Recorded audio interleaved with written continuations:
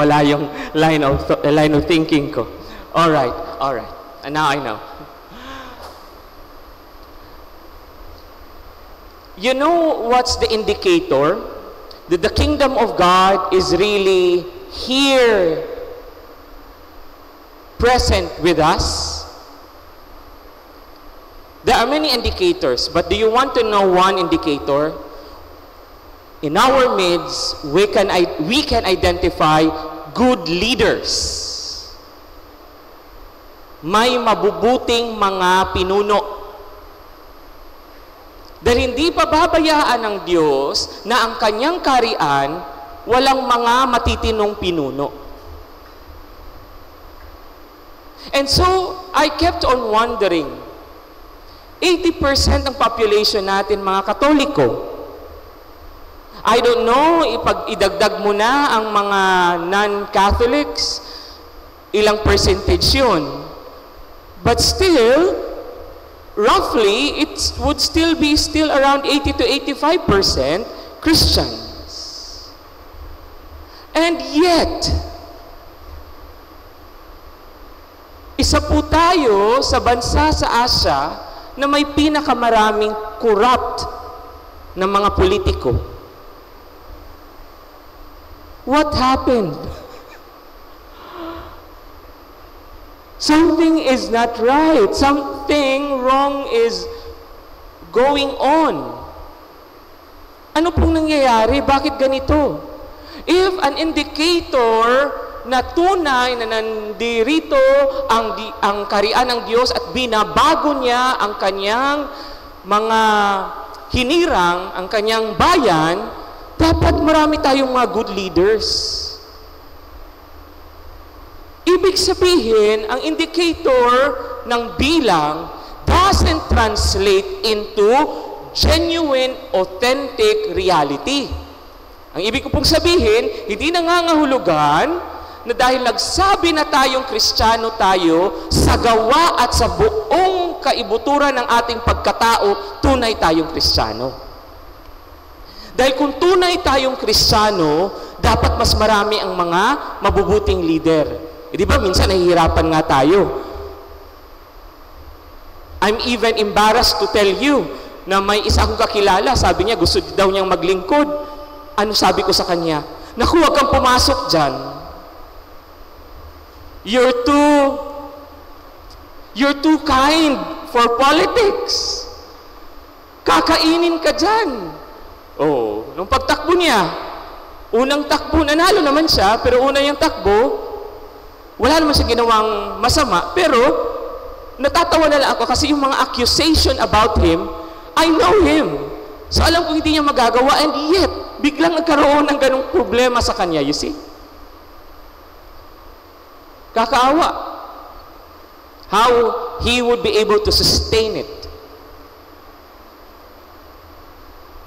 At dahil hindi naman po sila nagsisimba dito, at hindi naman sila, live streaming ba to? Hindi ako sure.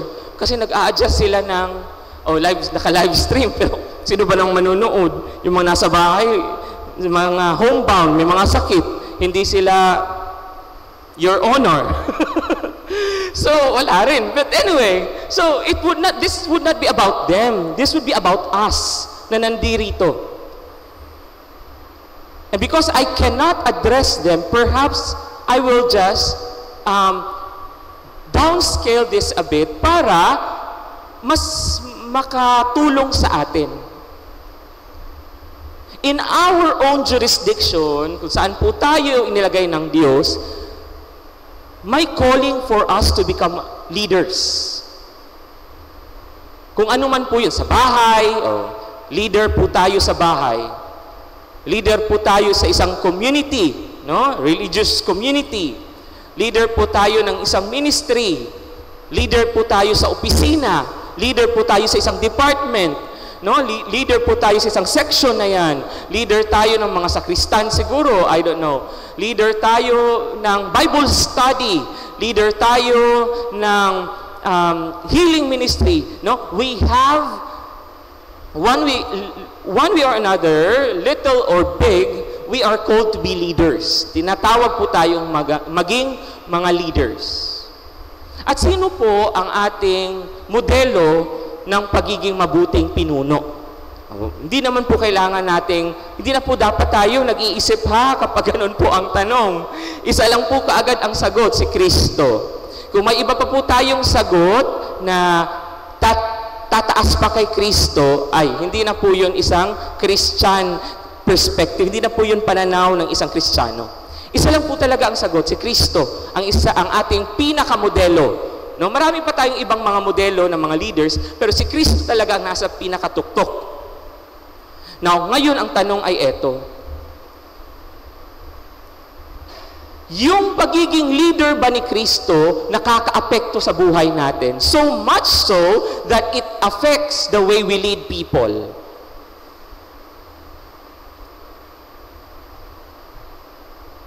Kapag ang sagot natin hindi, nagtaka pa tayo kung bakit may problema tayo sa politika. Yes? Sila nga na hindi araw-araw nagsisimba can do something, how much more tayo, no? Kung may hindi tayo totoo sa ating pananampalataya, what I mean, ibig sabihin sila, mas higit silang mahihirapan na hindi araw-araw nagsisimba o linggo-linggo nagsisimba. So, in order for us to truly prophesy, tunay na magsabi, yes, nandirito na ang kaharian ng Diyos, kaya parati nating dinadalangin, Thy kingdom come. Kapag sinasabi natin nandito na ang kaharian ng Diyos, we are also recognizing we have good leaders around us. Totoo ba talaga yun? Do we have good leaders? If we don't have good leaders, we need to become the good leader. Kasi tayo ang magdadala sa kaharian ng Diyos, sa kung saan man tayo mapunta. And perhaps, you might be thinking, Father, inaaral ba ang pagiging good leader? Kailangan ba ako mag-aral dun sa college, 4-year course ba yan? Ano ba yan? Para maging good leader? Hindi po. Ang isang pagiging mabuting pinuno ay isang tao, isang Kristiyano na tunay na naaapektuhan ang kanyang buhay sa kung paano nakikipag-ugnayan sa kanya si Kristo at nababago siya, so much so na kaya niyang ibahagi yung pagbabago na yun sa iba.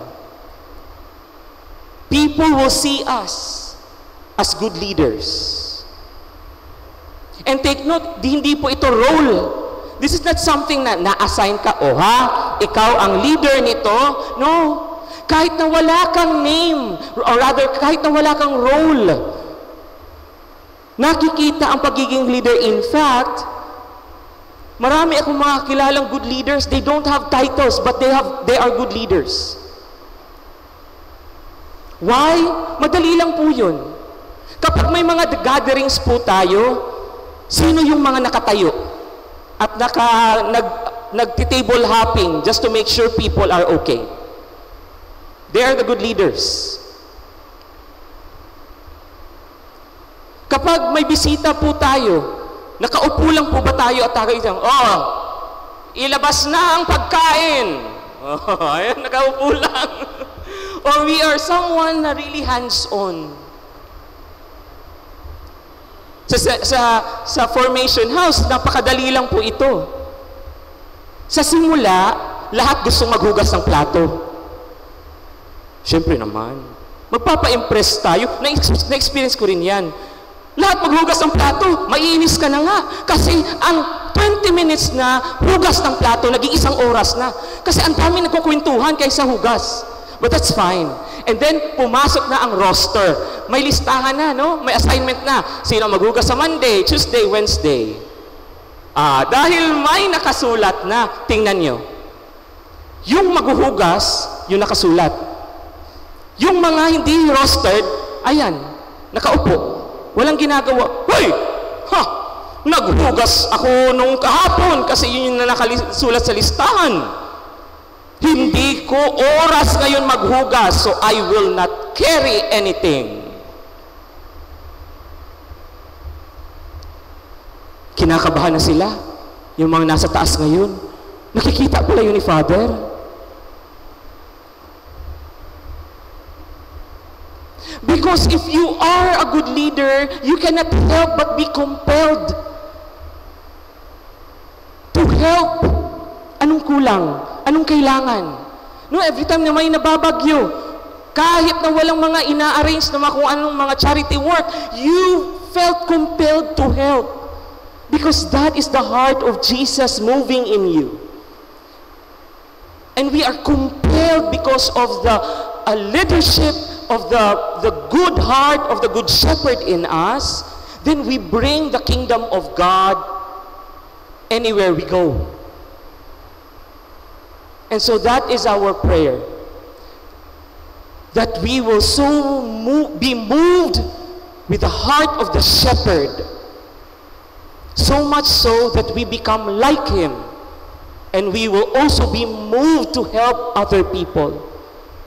Not to run in the presidential election here in the Philippines, but to serve the immediate need now present around us. Anong mga pangangailangan ngayon na tinatawag tayong dapat tugunan? Are we responding? Or just like any other cold Christians, we are not bothered anymore with God's presence. We are not bothered anymore with the word of Christ. May God have mercy on us. Amen.